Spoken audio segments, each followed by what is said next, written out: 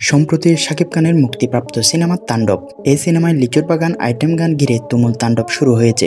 ছোট পর্দার মিষ্টি মেয়ে সাবিলা নূর হঠাৎ বড় পর্দায়, তাও খোলামেলা পোশাক আর আকর্ষণীয় নাচে। এই রূপে দর্শকদের যেমন চমকে দিয়েছে, তেমনি তাক লাগিয়ে দিয়েছে অভিনেতা শাকিব খানকেও। সিনেমার সেই আইটেম গান লিচুর বাগানে সাবিলার উপস্থিতি যেন চোখ ধাঁধানো। শরীর ভাষা, পোশাক এবং গ্ল্যামার সব মিলিয়ে সাবিলা যেন পর্দা কাঁপানো এক বিস্ফোরণ। অনেকেই বলছেন সাবিলার এমন সাহসী রূপে অভ্যস্ত না হওয়ায় দর্শক তো বটেই, শাকিব খানও রীতিমতো হতবাক হয়ে যান। গুঞ্জন রয়েছে গানের শুটিং চলাকালীন সাবিলার সঙ্গে একাধিকবার ব্যক্তিগত আলাপের চেষ্টা করেন শাকিব খান।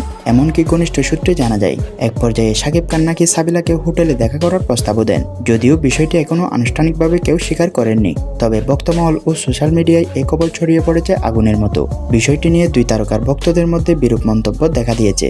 কেউ কেউ বলছেন এটা শুধুই গুজব এবং সিনেমার প্রচারণার অংশ, আবার কেউ বলছেন আগুন থাকলে ধোঁয়া উঠবেই। সাবিলা এখনো এই বিষয়ে মুখ খোলেননি, আর শাকিব খান সবসময় থেকেছেন নীরব। বাংলা সিনেমার জগৎ যেন প্রতিদিন নতুন নাটকে ভরে যাচ্ছে। শাকিব সাবিলার ইস্যু নিয়ে সামনে আরো অনেক কিছু জানার বাকি থাকতে পারে।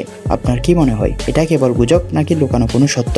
কমেন্টে আপনার মতামত জানাতে ভুলবেন না। আরও চমকপ্রদ বিনোদন আপডেট পেতে আমাদের ফলো করুন এখনই। ধন্যবাদ।